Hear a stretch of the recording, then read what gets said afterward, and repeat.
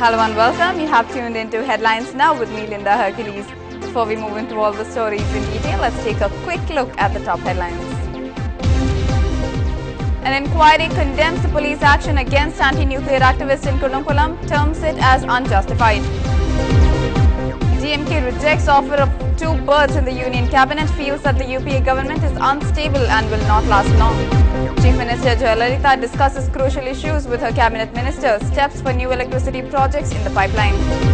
It's a visible rift in the NCP as Ajit Pawar's resignation inspires the party's 19 other ministers to also quit.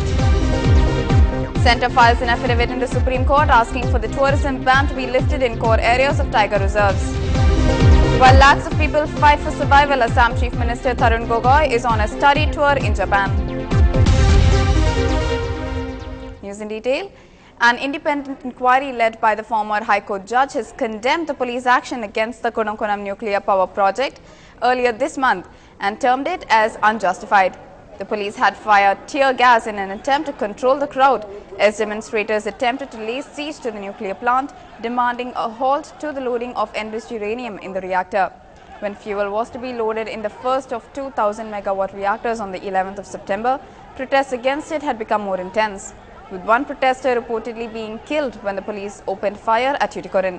The fact-finding team led by Justice Kolse Patil has said in its report that the police action against peaceful protesters has created fierce psychosis in the area and that the police damaged and looted private and public property.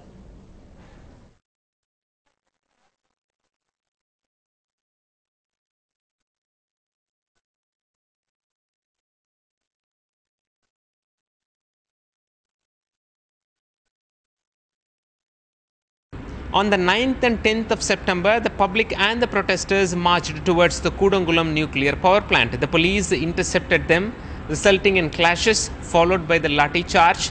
The police say the villagers attacked them first and they retaliated, whereas the public and the protesters say the police attacked us first. On request, an independent committee was formed. An independent fact-finding committee was formed. The committee was headed by former judge of the High Court, Kolse Patil. And the committee had submitted its report. The report has slammed the police, but the police has denied the charges. They say that they had acted responsibly. Villagers around the nuclear plant are intensifying their protests following the loading of nuclear fuel in the plant. Around 1,500 protesters have remained buried in neck-deep sand at Idindakarai. MDMK leader Vaiko and anti-nuclear activist Uday Kumar joined the protest by burying themselves as well. These anti-nuclear activists had yesterday picketed the central government offices in Kudankulam and many parts of Tamil Nadu. In some areas, they even occupied village cemeteries, symbolically seeking the help of their ancestors. Moving on, India has assured Sri Lanka that the safety measures instituted at the Kudankulam nuclear power plant are of the highest order and that there is no threat of radiation from the atomic unit. India's High Commission in Colombo also said that a Sri Lankan delegation will visit India in the coming months to discuss areas of potential cooperation, including the area of nuclear safety. Sri Lanka in the recent past had expressed concerns over radiation reaching its coastal areas from the nuclear plant and threatened to approach the International Atomic Energy Authority over the issue. The DMK has rejected the offer of two berths in the Union Cabinet as it feels that the UPA government is unstable and will consequently not last long. In order to placate the southern ally of the Congress, Prime Minister Dr. Manmohan Singh sent his emissary V. Narayanaswamy to Chennai yesterday. However, the DMK chief made it clear that his party was not interested in having any more union ministers right now. Karunanidhi's son, M.K. Alagiri, Minister for Chemicals and Fertilizers, is the lone DMK member of Manmohan Singh's cabinet at present.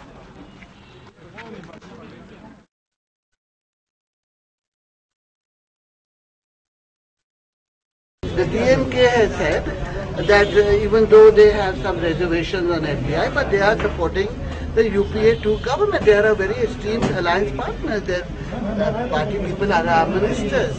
I don't go by rumors or comments made only because some political people, especially those in the opposition parties, are trying to create hurdles. We are going by a constant interaction between the leadership and our Prime Minister, our other ministers, UPA chairperson. DMK has said that it is not going to take any berth in the cabinet. How do you react on that? This is our internal matter. I think we will be able to resolve these issues. These are not very serious issues. They are our trusted allies. The DMK president greeted Prime Minister Dr. Manmohan Singh on the occasion of his 80th birthday. In a letter to Prime Minister Manmohan Singh greeting him on the occasion, Mr. Karnanidhi said that India has been passing through a critical phase in its history of parliamentary democracy and that he had been playing a very important role in finding useful solutions to the problems and challenges facing the country. Chief Minister Jayalalitha chaired a meeting of the Tamil Nadu cabinet at the Secretariat, where some crucial issues came under discussion. According to sources, topics such as the electricity situation of the state, the 60th year celebrations of Tamil Nadu Assembly and the Assembly session, which is set to start on the 30th of October, were taken for discussion. The Chief Minister reportedly wanted steps to be taken to start new electricity projects at the earliest to bring down the power cuts. She also reviewed the progress of ongoing electricity projects. She also asserted that her government would take efforts to get justice for Tamil Nadu on the Kaveri water issue through the Supreme Court.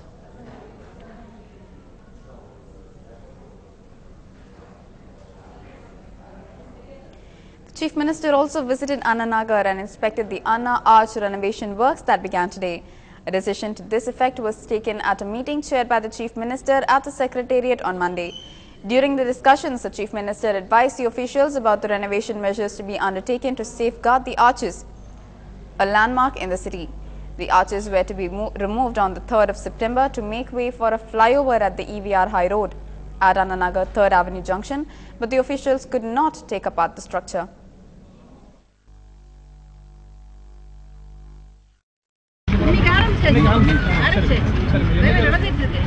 Marking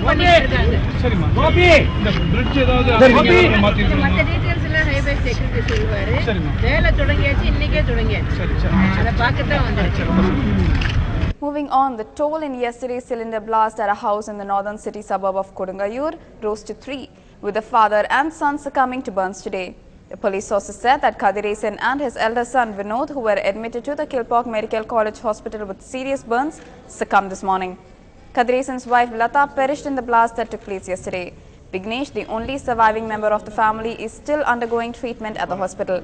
The cylinder exploded due to a leak in the gas tube when Lata had gone to the kitchen to prepare tea.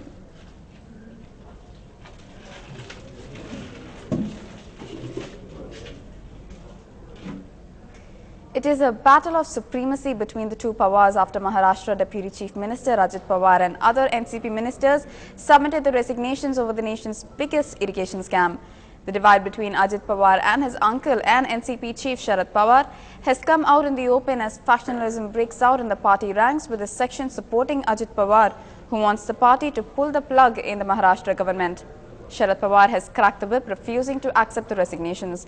Meanwhile, NCP ministers are meeting in Mumbai to decide on their future course of action. A crucial meeting of the NCP Legislature Party unanimously decided to request Ajit Pawar to withdraw his resignation as Maharashtra Deputy Chief Minister a day after he quit and plunged the Congress-NCP coalition government into a crisis. A resolution to this effect was moved by State Party President Madhukar Pachad and was adopted unanimously.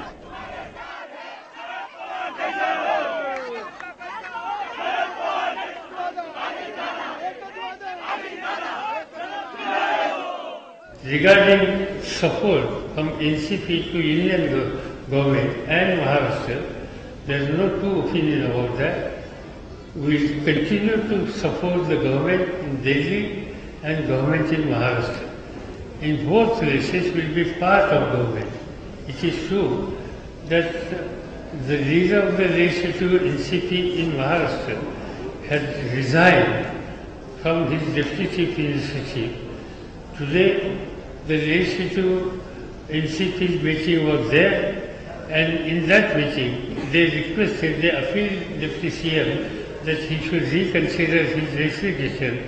Simultaneously, that meeting also unanimously passed a resolution.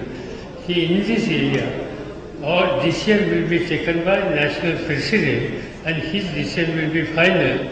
There is no question of replacing any other leader in place of Mr. Ajit Pawar. He continues to be the leader of the legislative party of the NCP in the assembly, and I'm sure in a couple of months, when all the facts will be revealed, Mr. Ajit Pawar will be back in the chair with all the allegations found to be baseless. And there is no question at the moment, because both his portfolios are also being given to two of our colleagues in the state ministries, and therefore he continues to be the leader of the party. Sir, many say that this is a NCP versus NCP fight, that he acted without taking into confidence Mr. Sharad Pawar. This is absolutely baseless, and again a new canard being spread against the NCP. In fact, whatever step Mr. Pawar took yesterday was with the consent of our party president Sharad Pawar. The Congress party has decided to go by the word of the NCP chief Sharad Pawar. As one of its key leaders, Ajit Pawar tendered his resignation. Senior Congress party leader and Information and Broadcasting Minister Ambika Soni said that Pawar, as the chief, has clarified that he would not accept the resignation. Mr. Sharad Pawar spoke loud and clear on so many channels yesterday that he is the boss, and he is saying that there is going to be no threat to any government in the state or in the center. He has talked about not accepting any resignation. So we would go by what Mr. Pawar says. Stay with us as we go through more national stories right after a short break.